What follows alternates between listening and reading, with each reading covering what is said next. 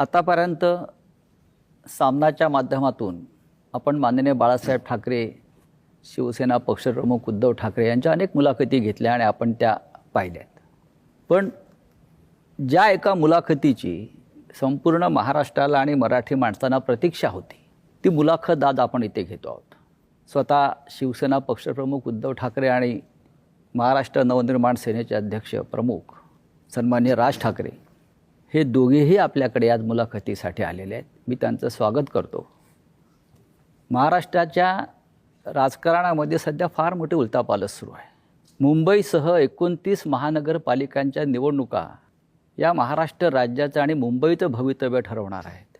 आणि या मुंबईच्या भवितव्यासाठी माननीय उद्धवजी आणि राजजी एकत्र आल्याचं चित्र महाराष्ट्र पाहतोय.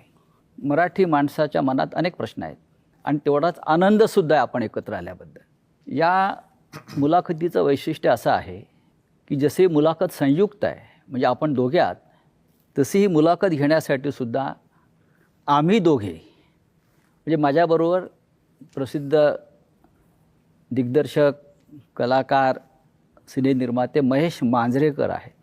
महेश मांजरेकरांनी इथे बोलवण्याचं कारण इतकंच की हा जो संयुक्त प्रकरण सुरू झालं त्याची ठिणगी महेश मांजरेकरांनी त्यांच्या एका मुलाखतीत टाकली होती आणि तिथूनही सुरुवात झाली. त्याच्यामुळे मांजरेकरांनी इथे खास आमंत्रित केलं आहे. पण मांजरेकर इथे आज आहेत माझ्याबरोबर. ते एक मुंबईकर म्हणून, ज्यांना आपण कॉमन मॅन म्हणतो या मुंबईतला, त्या मुंबईकरांच्या मनात काही प्रश्न आहेत ते मांजरेकर मांडतील आणि आम्ही दोघे मिळून महाराष्ट्रातल्या या दोन धुरंधर नेत्यांशी चर्चा करू. उद्धवजी आणि राजसाहेब, आपण इथे आलात त्याबद्दल मी आपले आभार मानतोच. बऱ्याच कालखंडानंतर, म्हणजे म्हटलं तर 20 वर्षानंतर, जे आपण वारंवार म्हणतोय, आपण एकत्र येऊन आपण मुंबईवर आणि महाराष्ट्रावर चर्चा करतो आहोत. महाराष्ट्र या क्षणाची वाट पाहत होता आणि महाराष्ट्राच्या मनातला हा कॉमन प्रश्न आहे आणि तो दोघांनी त्याचं उत्तर दिलं पाहिजे. थोडक्यात की महाराष्ट्राला 20 वर्ष वाट का पाहावी लागली? मला असं वाटतं काही गोष्टी का घडतात, कशा घडल्या, काय झालं, मला असं वाटतं या गोष्टी आता सोडून दिल्या पाहिजेत. आणि मी त्या दिवशी महेश मांजरेकरांच्या मुलाखतीमध्ये मी सांगितलं होतं की कुठच्याही भांडणापेक्षा आणि वादापेक्षा महाराष्ट्र मोठा आहे. आणि आज संकट महाराष्ट्रावरती आहे, मुंबईवरती आहे, महाराष्ट्रातल्या अनेक शहरांवरती आहे. आणि जे संकट आहे हे मराठी माणसाला समजलेलं आहे की काय प्रकारचं आहे आणि काय प्रकारचं राजकारण महाराष्ट्रामध्ये सुरू आहे. मला असं वाटतं की ती एकच गोष्ट ही या एकत्र येण्याचं सर्वात महत्त्वाचं कारण आहे. आज हा आमच्या अस्तित्वाचा विषय नाही आहे, आज हा महाराष्ट्रातल्या मराठी माणसाच्या अस्तित्वाचा विषय आहे. या विषयात अनेक वर्ष मी बोलतोय, उद्धवही बोलतोय या सगळ्या गोष्टींमध्ये. परंतु आज अशा एका वळणावरती ही निवडणूक आणि महाराष्ट्र येऊन उभा आहे की ज्याला आपण अभी नहीं तो कभी नहीं हे जे आपण नेहमी म्हणतो, तर ही परिस्थिती आज मुंबईवरती येऊन ठेपलेली आहे, ठाण्यावरती येऊन ठेपलेली आहे. खरं तर बघायला गेलं तर MMR रिजनवरती येऊन ठेपलेली आहे. MMR रिजन मी मुद्दामून बोलतोय. आणि त्या सगळ्या गोष्टींसाठी म्हणून आज आम्ही एकत्र येणं गरजेचं आहे. कारण आज नाही बरोबर आलो आणि आज या गोष्टींचा सामना नाही केला तर मला असं वाटतं महाराष्ट्र आम्हाला माफ नाही करणार. उद्धव साहेब, मला वाटतं राजसाहेबांच्याच भावना. मला असं वाटतं की राजने उत्तर जे दिले त्याच्यामध्ये एवढंच मी बोलेन, आम्ही दोन भाऊ एकत्र आलो आहे हा एक मुद्दा वेगळा आहे, भावनिक आहे. पण दोन भाऊ एकत्र येणं याचा अर्थ महाराष्ट्रातील प्रत्येक मराठी माणसाने एकत्र आलं पाहिजे. कारण महाराष्ट्र वाचवायचा असेल तर ठीक आहे, पक्ष, राजकीय मतं हे असतील, पण आपण मराठी आहोत, महाराष्ट्र आपला आहे. आणि आपण जर एकमेकांमध्ये वेगळ्या चुली मांडल्या तर महाराष्ट्र तोडणारे त्यांची पोळी भाजून जातील. पण एक प्रश्न कायम सगळ्यांच्या मनात आहे गेल्या 50-55 वर्षापासून, तो आतापर्यंत. महाराष्ट्र वाचवण्यासाठी किंवा मुंबईसह महाराष्ट्राचं रक्षण करण्यासाठी शिवसेना प्रमुखांनी शिवसेनेची स्थापना केली आणि इतक्या वर्षानंतर सुद्धा, म्हणजे संयुक्त महाराष्ट्राच्या लढ्याची उदाहरणं आपण नेहमी देतो. विशेषतः ठाकरे कुटुंब देत आलेलं आहे. मग राज्य असतील किंवा आपणही असाल की आतापर्यंत आपल्या प्रत्येक भाषणात हा विषय आला की संयुक्त महाराष्ट्र. तुम्हाला आत्ता या क्षणी संयुक्त महाराष्ट्राच्या वेळची परिस्थिती जाणवते का, की त्यावेळेला जसा मराठी माणूस मुंबईसह महाराष्ट्र राहण्यासाठी एकवटला होता, तेच वातावरण तुम्हाला आता दिसतंय का? अर्थातच दिसतं. याचं कारण तुम्ही एक गोष्ट बघितली पाहिजे याच्यातनं, की माननीय बाळासाहेबांनी या विषयावरती तर म्हणजे आपण ज्याला म्हणू आपण संयुक्त महाराष्ट्र समिती फुटली आणि त्याच्यानंतर 6-1 वर्षातच शिवसेनेची स्थापना झाली. परंतु जेवढे लोंढे किंवा जेवढे लोक आज महाराष्ट्रामध्ये येत आहेत, म्हणजे जर समजा तुम्ही आत्ता जर समजा तुम्ही बघितलं तर जवळपास रोज उत्तरेतनं 56 ट्रेन्स ह्या महाराष्ट्रामध्ये येतात रोज, आणि भरून येत आहेत आणि रिकामे जात आहेत.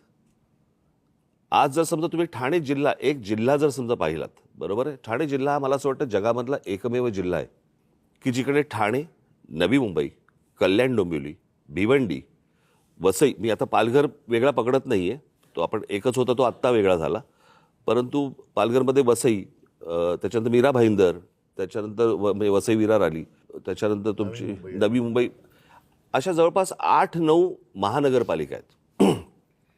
आपण नीट जर समजा पाहिलं तर ह्याची सुरुवात, सगळ्या गोष्टींची सुरुवात होते ग्रामपंचायत, नगरपंचायत, जिल्हा परिषदा वगैरे, नगरपालिका, महानगरपालिका, आणि ह्या सगळ्या ज्या होतात महानगरपालिका, ह्या लोकसंख्येनुसार ह्या गोष्टी वाढत जातात. जर एखाद्या जिल्ह्यामध्ये जर समजा 8-9 महानगरपालिका जर समजा असतील, आज मुंबईमध्ये किती आहेत? 1. पुण्यामध्ये किती आहेत? 2. बाकीच्या सगळ्या जिल्ह्यांमध्ये काढून बघा 1-1. ठाणे जिल्ह्यामध्ये 8-9 महानगरपालिका, याचा अर्थ बाहेरून येणाऱ्यांचे प्रमाण आणि तेच प्रमाण मुंबईमध्ये वाढणं, नुसतंच मुंबईमध्ये प्रमाण वाढणं नव्हे, ज्या प्रकारची दादागिरी, की अशा प्रकारची वाक्य कशी येऊ शकतात की मुंबईचा महापौर आम्ही उत्तर भारतीय करणार, मुंबईचा महापौर आम्ही हिंदू करणार. हे कधीपासून सुरू झालं? मी गेले अनेक वर्ष ही गोष्ट सांगतोय की माणसं नुसती येत नाही आहेत, हे फक्त रोजीरोटीसाठी येत नाही आहेत, हे आपापले मतदारसंघ बनवत आहेत, आणि तेच चित्र आता दिसतंय. आणि जी जुनी जखम जी आहे ना, जुन्या ज्या गोष्टी आहेत ना, की मुंबई महाराष्ट्रापासून स्वतंत्र करणं, वेगळी करणं, हे जे जुनं स्वप्न आहे ते कसं पूर्ण करता येईल याच्यासाठीची ही सगळी खटाटोप या लोकांचा चालू आहे. आणि मला असं वाटतं ते वातावरण जे संयुक्त महाराष्ट्राच्या वेळेला होतं, की जी मुंबई वेगळी करणं किंवा स्वतंत्र करणं किंवा गुजरातने मागणं, तेच वातावरण मला असं वाटतं आज आहे. आणि आज अशी परिस्थिती आहे, केंद्रात ते आहेत ज्यांची इच्छा आहे, राज्यात ते आहेत, आणि महानगरपालिकांमध्ये पण जर उद्या ते आले तर मला असं वाटतं आपण त्याच्यानंतर मराठी माणूस काहीच करू शकणार नाही. आणि ह्या सगळ्या गोष्टीकडे हतबलतेने पाहणं, हे मला असं वाटतं हे काही आमच्याकडनं होणार नाही, आणि म्हणून आम्ही एकत्र आलो. उद्धव साहेब, राजसाहेब जे म्हणतात त्या 100% तथ्य आणि सत्य आहे. पण मराठी माणूस जेव्हा जेव्हा भडकला, पेटला, तेव्हा महाराष्ट्रामध्ये परिवर्तन झालेलं आहे अनेकदा. मग सत्ता परिवर्तन असेल, सामाजिक परिवर्तन असेल, पण आजही त्या पद्धतीनं तुम्हाला मराठी माणूस पेटलेला दिसतोय का? एक लक्षात घ्या की मराठी माणूस पेटला तेव्हा संयुक्त महाराष्ट्र झाला. मुंबई महाराष्ट्राला मराठी माणसाने मिळून दिली. मधला जो काळ होता 60 ते 66, जर माझा आवाज 60 ते 66, याच्यामध्ये आत्ता जी राजनी सांगितली ती परिस्थिती निर्माण झालेली. मराठी माणूस खचून गेला होता, आत्मविश्वास गमावला होता, आणि त्याच्यात एक ताकद, चैतन्य निर्माण करण्यासाठी शिवसेनेची स्थापना झाली. इतके वर्ष व्यवस्थित चाललं, आपल्याला सगळ्यांना असं वाटलं की आता हे काय पुढे कोण हिंमत करणार नाही. मात्र शिवसेना ज्या पद्धतीने त्यांनी फोडली, राजकारणामध्ये पक्षांतर होतात, इथली लोक तिकडे जातात, पण पक्ष संपवणं, पक्षाचं चिन्ह काढून घेणं, त्याची मान्यता जवळपास रद्द करणं, म्हणजे त्याचं अस्तित्व नष्ट करणं, जी मराठी माणसाची ताकद आहे ती तोडून फोडून टाकणं, हे काय दर्शवतं? म्हणजे ठीक आहे ना, मी मागे पण म्हटलं की युत्या होतात, आघाड्या होतात, आघाड्या तुटतात, युत्या तुटतात, पुन्हा मग ते पक्ष एकत्र येऊ शकतात, पण पक्ष संपवता आहे हा कोणता प्रश्न? पण त्यावेळेला सुद्धा राजसाहेब, त्यावेळेला सुद्धा संयुक्त महाराष्ट्राची लढाई ही महाराष्ट्रातल्या मराठी माणसाविरुद्धच होती. राज्यकर्ते मराठीच होते आणि आताही राज्यकर्ते मराठीच आहेत. म्हणजे मराठी विरुद्ध मराठी. पण त्यांचे मालक जे आहेत त्यांच्याकडे ते नोकरी करतात. यातलं सांगू का, हे सगळे ससाणे आहेत. मालकाच्या हातावरती बसून पक्षी मारून आणणं हे ससाण्याचं काम असतं. इथे मालकाच्या हातावरती बसून आपलीच माणसं फोडणं हे आत्ताच्या लोकांचं काम आहे. म्हणजे स्वकीयांचा घात करणं हे फक्त पक्षांमध्ये नसून राजकीय पक्षांमध्ये पण तेच चालू आहे. आणि तीच कृती आता सगळी सुरू आहे. आपल्याच लोकांकडनं ह्या गोष्टी करवून घ्यायच्या. कसं आहे, मराठी म्हणून तुम्ही एकत्र आलाच नाही पाहिजेत. आणि याच्यासाठी म्हणून मग जाती जातींमध्ये भेद निर्माण करणं, जाती जाती एकमेकांच्या अंगावर ढकलणं, एकमेकांच्या उरावरती बसवणं आणि त्याच्यातनं भांडणं, वाद, मारामाऱ्या ह्या सगळ्या गोष्टी करवून त्यांना महाराष्ट्र हा एकत्र मराठी म्हणून असता कामा नये, याच्यासाठीचं हे सगळं अख्खं राजकारण त्यांचं सुरू आहे. आपण एकत्र आलेला आहात, महाराष्ट्राला आनंद झाला, मराठी माणूस एकवटला. पण भारतीय जनता पक्षाचे सध्याचे मुख्यमंत्री देवेंद्र फडणवीस म्हणतात आपल्या युतीविषयी, ही करप्शन आणि कन्फ्युजनची युती आहे. यांचा सगळ्यांचा डोलारा जो आहे ना, या सगळ्यांचा डोलारा हा नरेंद्र मोदींवरती अवलंबून आहे. बरं का, ही बसवलेली माणसं आहेत सगळी. ह्यातला बसलेला माणूस कोणीच नाहीये. आणि बसवलेला जो माणूस असतो ना, तो फक्त धन्याचा ऐकतो, मालकाचा ऐकतो. त्याच्यामुळे मालक जे सांगेल त्याप्रमाणे काम करायचं, त्या सगळ्या गोष्टी करायच्या. त्याच्यामुळे मला काही त्यांच्या बोलण्याला काही लॉजिक आहे असं मला वाटत नाही. आणि भ्रष्टाचाराच्या गोष्टी तर फडणवीसांनी करूच नाहीत ना. ते बैलगाडी घेऊन गेले होते नाही का अजित पवारांच्या बाबतीत. कालच अजित पवार बोललेत ना. हो, अजित पवारांच्या बाबतीत बैलगाडी घेऊन गेले होते की हे पुरावे आम्ही घेऊन येतोय म्हणून. मग आता म्हणतायत की कोर्टात केस चालू आहे. अरे मग द्या ना ते पुरावे. कसं आहे, आपलं ठेवायचं झाकून, दुसऱ्याचं बघायचं वाकून, या लेवलला आता ते आलेत. तुमच्याकडे काय चालू आहे ते एकदा बघा. मी परवा दिवशीच्या पत्रकार परिषदेमध्ये म्हटलं नाही, या देशामध्ये कोणी राजकारणामध्ये सत्तेचा अमरपट्टा घेऊन आलेला नाहीये. सत्ता बदलत असतात, काळ ह्या सगळ्या गोष्टी बघत असतो. उद्या ज्या दिवशी हे बदलेल, तुम्ही टार्गेट आहात. मुख्य लक्ष तुमच्यावर आणि तुम्ही टार्गेट आहात. कशावरती? म्हणजे ही चाटम मंडळी जी आहेत भाजपमधली, ज्यांना तुम्ही चाटम म्हणता, ते तुमच्या प्रश्नामध्येच उत्तर आलं ना. तर जसं कन्फ्यूज आणि करप्शनची युती म्हटलंय. नाही, करप्शन त्यांचं म्हणणं करणारे- की अनेक वर्ष आपली सत्ता आहे आणि त्याच्यामध्ये सहभागी होते. होय. नाही, माझ्या मनामध्ये असा प्रश्न आहे की त्याने असा आरोप केलाय की 3 लाख कोटीचा भ्रष्टाचार झाला. महापालिकेत एवढे पैसे असतात नाही, मी सांगतो. आणि जर एवढे पैसे असतील तर मग हे आमदार 50-50 कोटीला का पळून गेले? ते मला एकच मिनिटं. पहिली गोष्ट म्हणजे मला ना त्या गोष्टीबद्दल एक जरा बोलायचंय की तो जो एक चालू होतं ना 50 खोके 50 खोके 50 खोके, मला असं वाटतं लोकांना नीट समजून सांगणं आवश्यक आहे. हे 50 खोके हा विनोदाचा भाग नाही. 50 खोके म्हणजे 50 कोटी रुपये झाले. 50 कोटी. 40 आमदार म्हणजे 2000 कोटी रुपये झाले. म्हणजे 40 आमदारांचे 2000 कोटी हे कुठून आले, कसे आले? भ्रष्टाचारातून, घोटाळ्यातून. बरोबर की नाही? म्हणजे बँकेतनं लोन तर थोडं नव्हतं ना घेतलं. त्याच्यामुळे कुठच्या भ्रष्टाचाराबद्दल कोणी काय बोलावं? मला एक बेसिक, आता 3 वर्षामध्ये कॉर्पोरेशनची इलेक्शन झालीच नाही. आज जो हे चालू ना मुंबई, मग 3 वर्षात मुंबई धोक्यात नव्हती का जेव्हा इलेक्शन झालं? माझे एक मुंबईकर म्हणून मी आज जेव्हा घरातनं बाहेर पडतो ना, तर मला खरं सांगू तर मला लाज वाटते की माझी मुलं ह्या शहरात वाढणार आहेत.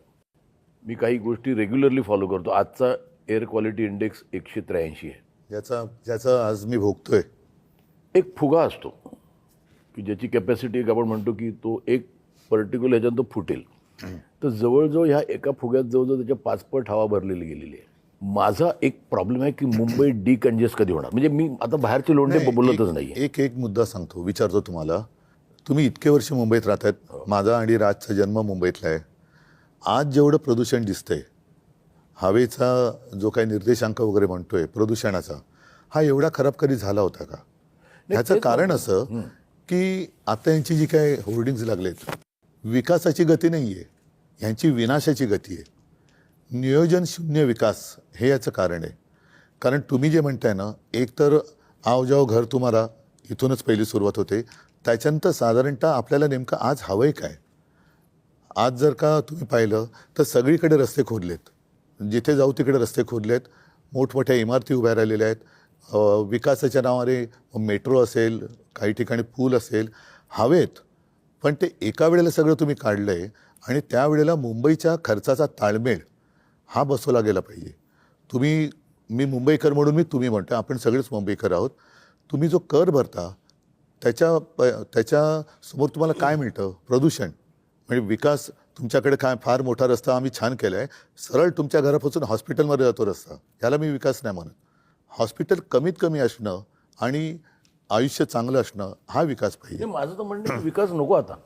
नाही, मुंबई ही विकास मानसिकता करण्याच्या लायकीची ही राहिलेली मानसिकता नाही. का झाली? कारण नियोजन शून्य विकास. आम्ही सुद्धा आज आमची जी होर्डिंग लागलेत, मी 12 लावतोय होर्डिंग. होय, हे आम्ही केलं आणि त्याच्याबद्दल मला अभिमान आहे आणि मला असं वाटतं मुंबईकरांना अभिमान आहे.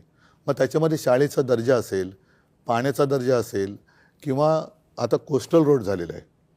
कोस्टल रोडसुद्धा हा आपण केलेला आहे. पण वाटेल तिकडे, जसं आता मी कलानगरला राहतोय, वेडेवाकडे उड्डाण पूल, आता तिकडे आणखीन एक वॉकर ब्रिज करतायत. कोणासाठी करताय? कशासाठी करतायत?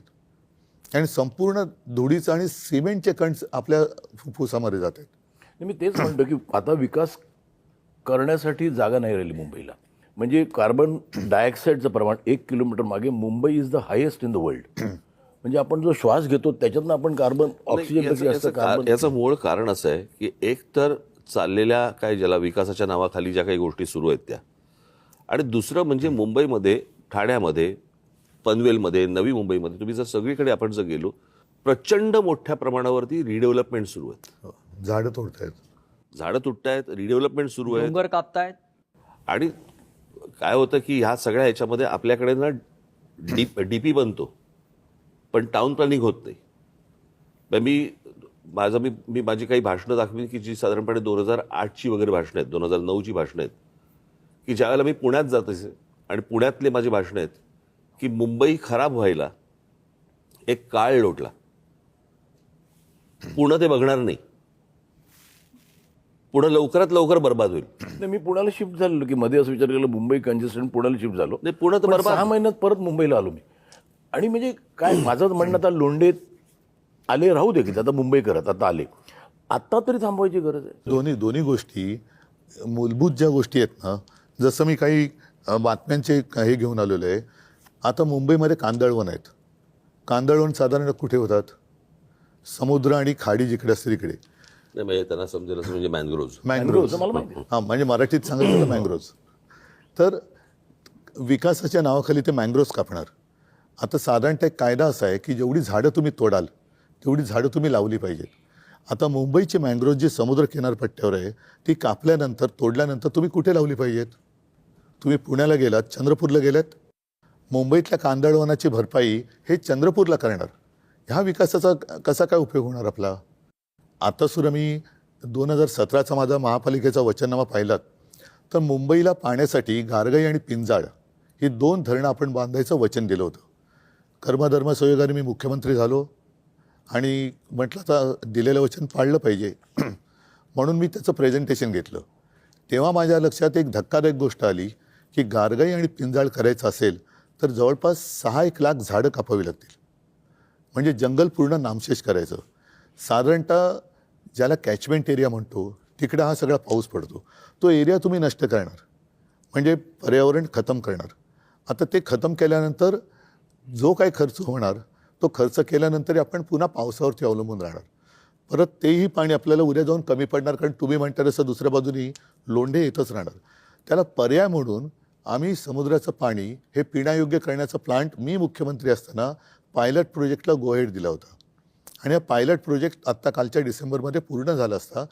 त्या पायलट प्रोजेक्टमधनं आज तानसातनं जेवढं पाणी दर दिवशी मिळतं 400 MLD तेवढं पाणी आपल्याला मुंबईकरांना त्या समुद्रापासून कालच्या डिसेंबरमध्ये उपलब्ध झालं असतं. त्यांनी तो प्लांट बाजूला टाकला आणि कॉन्ट्रॅक्टरसाठी परत एकदा गारगाई पिंजाळला हात घातला. आरेच्या जंगलाला मी संरक्षण दिलं होतं मेट्रोच्यासाठी. अरे मी पण केलं ना, मेट्रोचं लोकार्पण मी पण केलं, मेट्रो 2चं. माझं म्हणजे म्हणणं होतं म्हणजे सरकारचं की तुम्हाला कारशेडसाठी आरेचं जंगल कापण्याची गरज नाही, कांजूर मार्गला होऊ शकतं. आता याने काय केलं, हट्टापायी आरेचं जंगल मारलंच प्लस कांजूर मार्गला करतात. कशासाठी करता हे? उद्धव साहेब म्हणजे दोन्हीकडे नाही, नाही, माझं कॉन्ट्रॅक्टर माझा प्रश्न हा आहे की इथे मुंबईत राहणारा सफर करून करतोय तो आपण- मिडल क्लास नाही मिडल क्लास करतो. आज ज्या बिल्डिंग होतात तिकडे 24 तास पाणी असतं. आज माझे छोटे मिडल क्लास जिथे राहतात नक्कीच. त्यांना 2 तास सकाळी पाणी 3 तास सकाळी पाणी. तो जो एक भाग आहे ना की किती क्राऊड का मुंबईत. बरं आज मला बाहेर पडलो तर जिथे मला 10 मिनिटं लागत होती तिथे आज मला 1 तास लागतो. तर डिकन्जेस्ट करणं माझं असं म्हणणं आहे की लोकांना तर सांगा की मुंबई आहेत ते राहू दे की. म्हणजे मी म्हणतो आले ते आले आता समजा ते मुंबईकरच झाले पण आहेत त्यांना एक समजायला पाहिजे की आता जागा नाही. 51 लाख गाड्या आहेत मी एक सांगतो तुला मुंबईत. काय आहे मला असं वाटतं की ह्या काही गोष्टींकडे राजकीय पक्ष म्हणून न बघता मला असं वाटतं राज्य म्हणून पाहणं गरजेचं आहे. काय 4 प्रकारच्या जागा असतात. एक केंद्र सरकारची जागा असते, एक राज्य सरकारची जागा असते, एक महानगरपालिकेची जागा असते आणि एक खाजगी जागा असते. बरोबर. आता गोदरेजची खाजगी जागा आहे तिकडे तुम्हाला एकही झोपडी मिळणार नाही. पण केंद्र सरकारच्या राज्य सरकारच्या आणि महानगरपालिकांच्या बरोबर या ज्या सगळ्या जागा आहेत याला आईबापच नाही. म्हणजे आज कित्येक वेळेला अशा अनधिकृत गोष्टी या पाडल्या गेल्या आणि नंतर तिकडचे कोणीतरी अधिकारी त्यांना त्याच्यावरती ज्या प्रकारचा ज्याला वचक पाहिजे तो वचक मला असं वाटतं की येणं गरजेचं आहे. तो कोणी म्हणजे तो उद्या आम्ही आणू, उद्या कोणी राज्यातली लोक असतील त्यांनी आणावा, उद्या राज्यात आम्ही आलो तर आम्ही आणू. पण मला असं वाटतं की तुम्ही जे बोलताय ते अत्यंत योग्य आहे की जागा संपलेली आहे. बरोबर.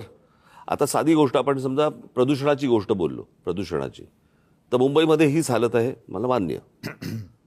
परंतु आज दिल्लीमधली हालत काय तिकडे 200च्या वर आहे इक्वालिटी. बरोबर की नाही. आणि आज दिल्लीमध्ये जर समजा आपण बघितलं तर केंद्र आणि राज्य अशा दोन्ही गोष्टी तिकडे आहेत. राजसाहेब तुम्ही एक फार नाही, महत्वाचा मुळामध्ये- मुद्दा आता मांडला. नाही मुळामध्ये राज्यकर्त्याचं प्रेम हे राज्यावरती असायला पाहिजे, सत्तेवरती असतं कामा नये. सत्तेसाठी वाटेल ते करायचं आणि बट्ट्याबोळ झाला की हात वर करायचे. आता तुम्ही मला सांगा मुंबईमध्ये आपण राहणार आहोत. दुर्दैवाने मी असं म्हणेन की आजचे राज्यकर्ते हे मुंबईकर नाही आहेत. जरी मराठी आहेत महाराष्ट्रातले असले तरी त्यांना मुंबईकरांसाठी किंवा त्यांच्या शहरांसाठी काही पडले का त्यांच्या नागरिकांसाठी. इथे ते फक्त कॉन्ट्रॅक्टरसाठी काम करतात. इथे 2 महत्त्वाचे प्रश्न उपस्थित झालेले आहेत. एक तर आता राजसाहेबांनी जो मुद्दा सांगितला, जमीन केंद्र सरकारची आहे, राज्य सरकारची आहे, खाजगी आहे. पण आज मुंबईसह महाराष्ट्रातल्या जमिनींचा मालक मोदींचा लाडका उद्योगपती झालेला आहे. एकेकाळी आपल्या महाराष्ट्रात देशामध्ये विनोबा भावेंनी घोषणा दिली होती सबभूमी गोपाल की. आज सबभूमी अदानी की.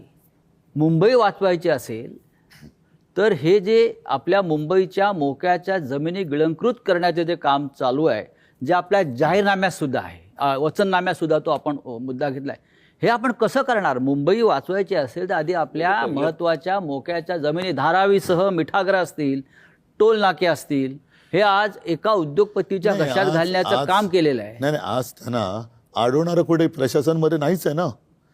केंद्रातनं ऑर्डर आली जसं मगाशी राज म्हणाला, हे ससाणे बसलेले आहेत ते जागा दाखवतात आणि ते जागा घेऊन त्या याच्या घशात घालतात अदानीच्या.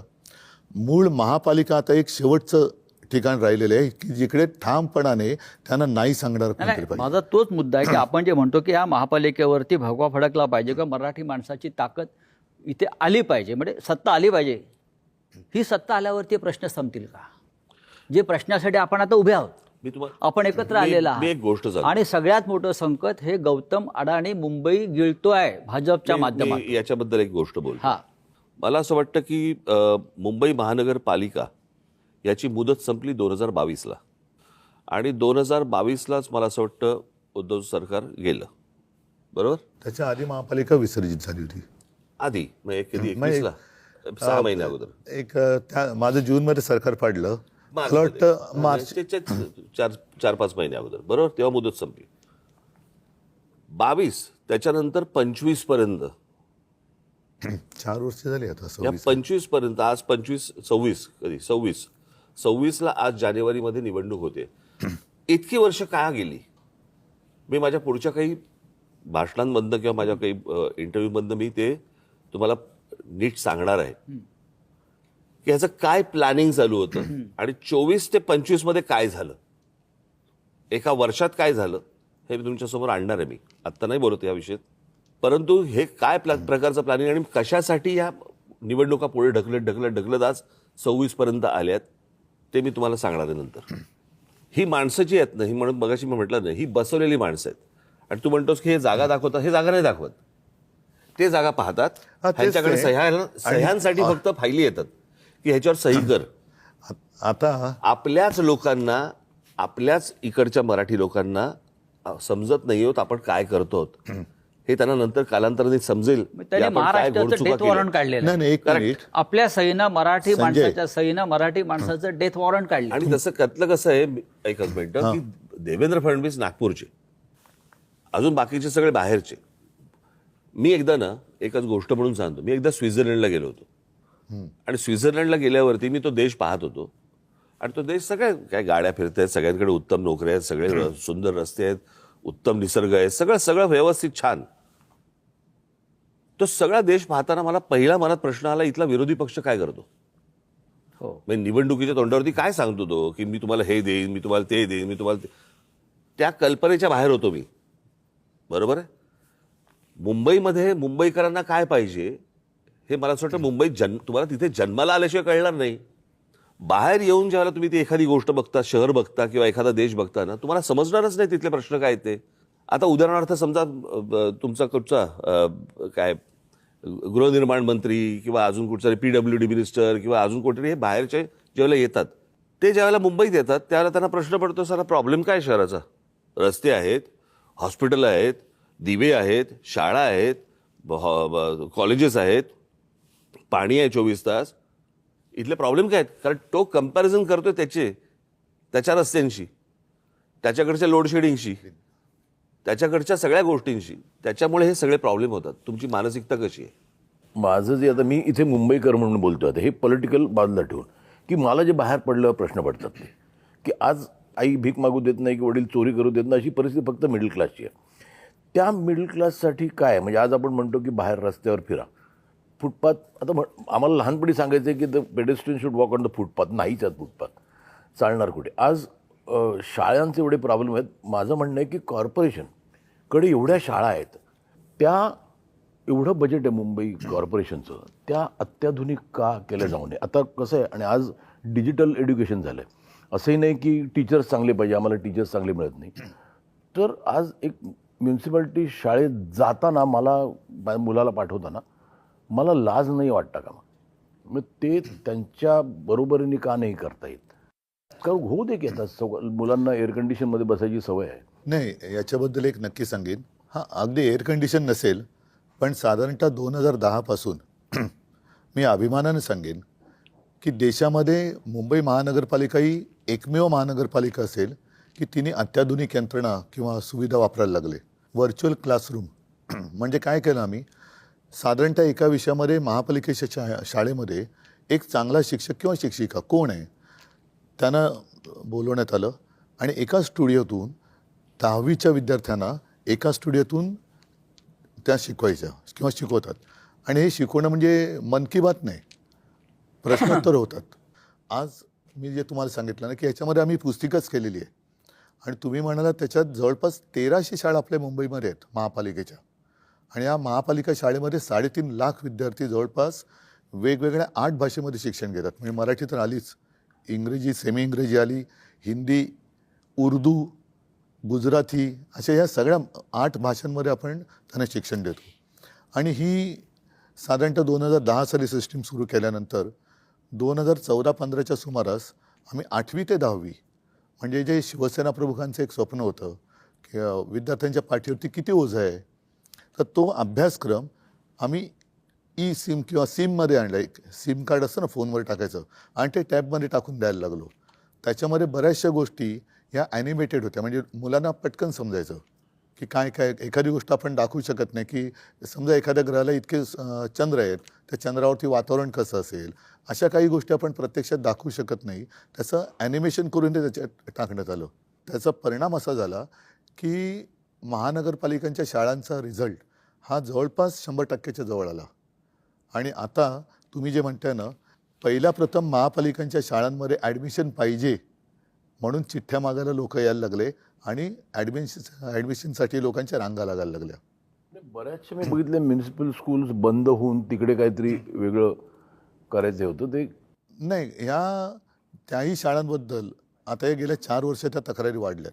पण अगदी SSC तर आहे, CBSE, ICSE वगैरे या सगळे अभ्यासक्रम आपण त्या शाळांमध्ये आणले. आता गेल्या 4 वर्षात काय झालंय? माझ्या माहितीप्रमाणे उद्धव साहेब, मुंबईत ते लोन आलं काय माहीत नाही, पण विदर्भातल्या काही सरकारी शाळा गौतम अडाणींना दिलेल्या आहेत.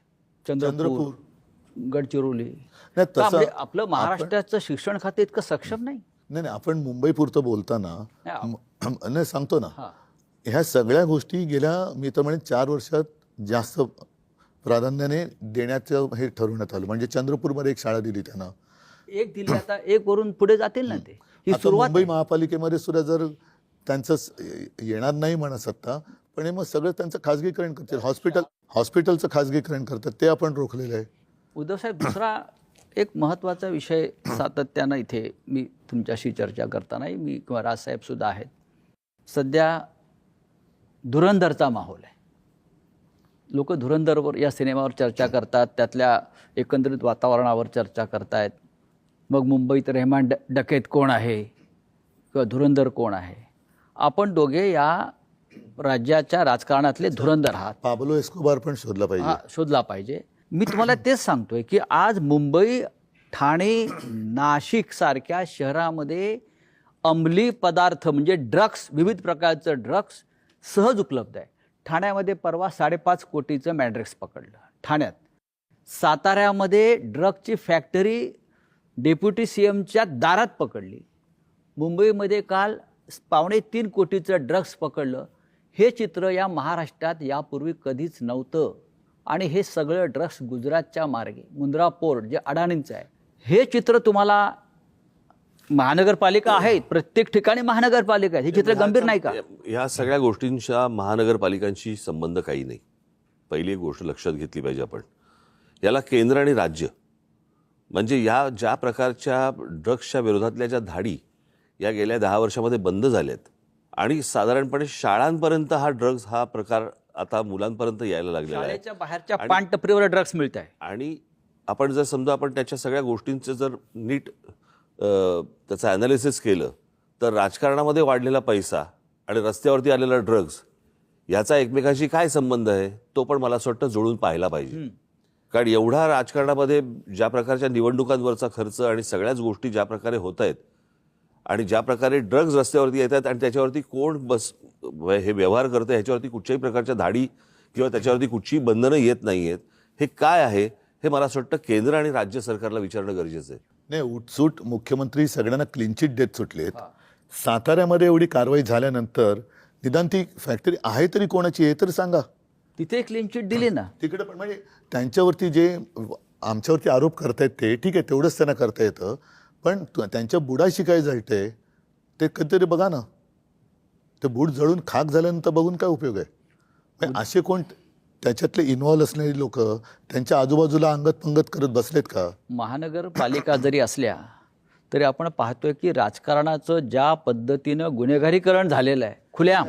यांचं मुळामध्ये गुन्हेगारीकरणपेक्षा मला त्याचं मी चांगला शब्द म्हणजे विद्रुपीकरण झालंय. म्हणजे मी मगाशी धुरंधरचा उल्लेख केला, त्याच्यामध्ये कराचीमधलं एक लॅरी शहर आहे दाखवलेलं. ज्या पद्धतीनं लॅरी शहरातल्या माफियांची मोडस ऑपरेंडी होती किंवा झालेली होती त्यावेळेला, त्याच पद्धतीनं मुंबई, ठाणे, नाशिक, पिंपरी चिंचवड या प्रमुख शहरामध्ये, नागपूर, त्याच पद्धतीनं आज तुम्ही प्रमुख शहरं घेऊच नका. हां, तुम्ही मराठवाड्यामध्ये जा, तुम्ही पश्चिम महाराष्ट्रामध्ये जा, तुम्ही विदर्भामध्ये जा आणि जी छोटी जी शहरं आता जी उभी राहत आहेत ना तिकडची परिस्थिती बघा. बीड आहे. मग नाही, पण म्हणून मी मागे एकदा बोललो होतो की आपल्या देशाला पंतप्रधान पाहिजे. देशाला पंतप्रधान नाही आहे, भाजपला पंतप्रधान आहे. तसंच महाराष्ट्राला मुख्यमंत्री नाही आहे, जो आहे तो भाजपचा आहे. म्हणजे हे सगळेजण त्यांचा पक्ष आणि सत्ता एवढं सत्तांध झालेली आहेत लोक की लोक मेले तरी चालतील, नागरिक मेले तरी चालतील, त्यांची मुलं बाळं ड्रग्सच्या आहारी गेले तरी चालतील, त्याच्यात धंदे करणारे आपल्या बाजूला बसले तरी चालतील, पण आम्हाला सत्ता पाहिजे. ही जी काही वृत्ती याच्यावरती आपण काय बरं. करणार? ठीक आहे, आपल्याकडे कायदा सुव्यवस्थेचं खातं नाहीये, आपल्याकडे सरकार नाहीये, नाही, पण आपल्याकडे जनसंघटन आहे ना. जेव्हा ह्याच्यासाठी शेवटी काय आहे, जसं राज म्हणाल तसं की सत्ता हातात असणं गरजेचं आहे की जिकडे आपण कायदेशीर बंधनं, उद्या जाऊन तिकडे धाड टाकल्यानंतर यांचेच बगलबच्चे निघाले तर लोक आता गेल्या नगर परिषदेच्या निवडणुकीमध्ये मालवण वगैरे त्या भागात त्यांच्याच युतीतल्या मित्रपक्षाने त्यांच्या दुसऱ्या पक्षावरती धाड टाकली. काय मिळवलं? पैसे दिसले, पुढे काय झालं? Clean chit. उपयोग काय? म्हणजे काय होतं, या सगळ्या गोष्टींना कुठेतरी बंधनं घालण्याला सुरुवात होण्यासाठी या महानगरपालिका आत्ता या क्षणाला खूप महत्त्वाच्या आहेत आणि लोकांनी त्यांचा राग, मला असं वाटतं हा जे सगळं महाराष्ट्रात चालू आहे हा इथे व्यक्त करणं गरजेचं आहे. ही सत्ता आमच्यासाठी नको आहे, परंतु ज्या काही गोष्टी होत आहेत याच्यावरती जर बंधनं आणायची असतील, त्याला सुरुवात जर समजा करायची असेल तर मला असं वाटतं महानगरपालिका आत्ता ही गरज आहे, ज्याच्यासाठी खास करून मुंबई, ठाणा, पुणा, नाशिक, तुमचं मीरा भाईंदर असेल, कल्याण डोंबिवली असेल, इतर सगळ्या महानगरपालिका, इथे लोकांनी आता राग व्यक्त करणं गरजेचं आहे. काय होतंय, लोकांकडनं जर समजा त्यांनाच मतदान होत असेल, बाकीच्या गोष्टी सोडा, ते माघारी घेऊन पैसे देऊन काहीतरी ते माघारी घ्यायला लावणं वगैरे वगैरे, पण लोकांनी जर समजा मतदानातनं राग व्यक्त नाही केला तर मला असं वाटतं की ते मग आपण म्हणतो ना नंतर की ते राजानं मारलं काय आणि पावसानं झोडलं काय, तक्रार कोणाकडे करायची? तुमच्याकडे करणार लोक तक्रार. तक्रार नुसतं म्हणजे आमच्याकडे फक्त तक्रार, मतं नाहीत असं थोडी होतं.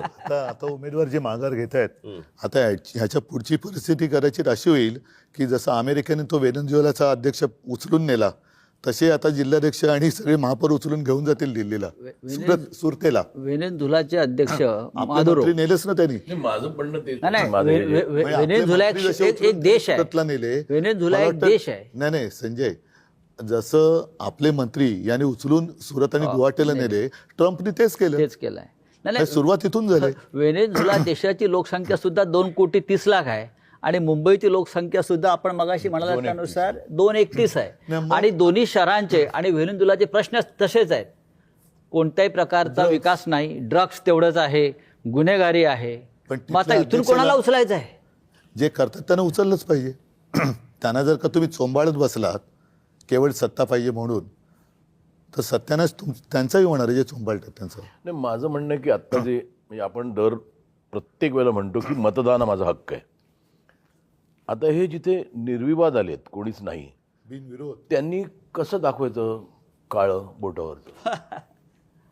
म्हणजे माझा हक्क तुम्ही हिरावून घेताय ना, माझा मतदानाचा हक्क तुम्ही हिरावून घेताय. तर माझं म्हणणं आहे त्याला काही पर्याय नाही आणि ही सवय अख्खी लागू नये प्रत्येक ठिकाणी. म्हणजे जो मतदार जो निवडतो म्हणजे त्याचं मत की मला हा हवा की नको हे राहिलंच नाही. मग अशा वेळेला तर काही करू शकत नाही. आता एखादा आला निरो, कोणीच उभं राहिलं नाही, मला वाटतं तिकडे असं आलं पाहिजे की मग 30% लोकांनी म्हटलं ना की आम्हाला नको, तर ते बाद केलं गेलं पाहिजे. ते काय आहे, तो मला अधिकार, मत आहे ना माझं. त्या वोटिंग पॅड जे आहे ना त्याच्यावरती एक अधिकार आहे नोटांचा, पण त्या नोटांमुळे झालेला प्रॉब्लेम आहे हा. नाही, पण नोटा आता तो निर्विवाद असेल तर तिकडे वाटलेल्या वाटलेल्या नोटांमुळे झालेला वाटलेल्या नोटांमुळे झालेला प्रॉब्लेम आहे, त्याच्यामुळे नोटाचा पण अधिकार नाही. घ्या. पण आता तिथे निर्विवाद आले तर तिकडे नोटा पण दाबायला चान्स नाही ना. एक्झॅक्टली, कारण नोटा मिळाल्या ना. नाही, पण म्हणून माझं म्हणणं आहे की नोटा हे नाही पाहिजे. नाही महेशजी, हा. म्हणून जसं काही वेळेला एखाद्या कामासाठी टेंडर काढलं जातं आणि ते टेंडरमध्ये जर काही गफलत वाटली तर रिटेंडर करतात. तसंच मला असं वाटतं, मी परवाच्या आमच्या पत्रकार परिषदेत बोललो की जिथे हे बिनविरोध झालेत तिथे निवडणूक आयोगाने रिझल्ट थांबवले, ते आमच्या बाकीच्या निवडणुकांबरोबर जाहीर करतील, कारण तो गुलाम आहे त्यांचा. तिथल्या निवडणुकीची प्रक्रिया नव्याने घेतली पाहिजे. हे जे बिनविरोध सगळं थोतांड झालं, कारण आता ते तिकडनं त्यांनी, बरं या बिनविरोधमध्ये आमच्या दोघांचा एकसुद्धा नाही, राष्ट्रवादी पवारसाहेबांचा एकसुद्धा नाही, अपक्ष एकसुद्धा नाही आला. हे काय योगायोग आहे? त्याला मी तेच म्हणतो. म्हणजे ते योगायोग आहे का काय आहे काय हे? नाही, माझं म्हणणं आहे की लोकांच्या मताला काही व्हॅल्यू आहे की नाही. मग तिकडच्या लोकांना त्यांचं मत असेल की नाही स्वतः, त्यावेळेला म्हटलं की जर का 30% लोकांनी त्यांचं पण मतदान घ्या. 30% लोकांना वाटलं की ही डझंट रिप्रेझेंट. जेनझी हा एक शब्द आता सगळीकडे थोडासा दरारा निर्माण करणार झालेला आहे. या सगळ्या ठिकाणचे जे जेनझी जे प्रथम मतदान करणार होते ते खूप अस्वस्थ आहेत आणि त्यांची आग आज त्यांच्या डोक्यामध्ये आहे, ती बाहेर आली तर मग यांची हालत खराब होणार. उद्धव साहेब, तुम्ही जेनझीचा उल्लेख करताय, पण नेपाळ असेल, बांगलादेश असेल, अन्य राष्ट्रामध्ये डोक्यात राग आणि आग असलेला जेनझी हा खरोखर रस्त्यावर उतरला, त्याला सांगावं लागलं नाही.